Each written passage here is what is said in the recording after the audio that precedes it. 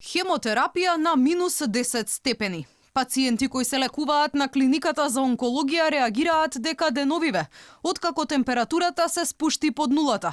Терапија примале во соби студени, како да сте во фрижидер. За студот кој се чувствувал во болницата се жалеле и медицинските сестри. Ако беше назад, пример, минус 2, внатре беше минус 10. И можам да кажам дека состојбата во онкологија е катастрофална. Во дневната болница, кај што седат еден куп пациенти, сигурно во исти термин некој се случува по 60-70 луѓе да се наредени како сардини, вие се греете на климатизери.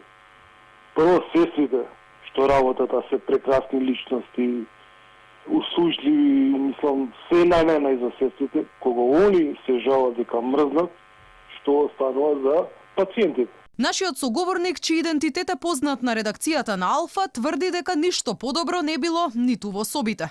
Таму пациентите морале да се покриваат со јоргани за да се стоплат од студот. Вели климите не можеле да постигнат да загреат толку голема зграда. Се гледат на климатизери, наместо климатизерот на 28 степени, внатре е кочан, ладно. Тој кога примав терапија, пациент еден што легеше неколку дена, го прашував што е, како е, и ми вика, гледате господине, се покривам со јорган до врат, пошто навистина суди. Значи, креота е за луѓе, знаеме кои се оди на онкологија, знаеме кои се примаат терапии, знаеме кои се лежат, да се греат на климатизери и да смрзнуваат. Од Министерството за здравство пак велат дека парно грејење има.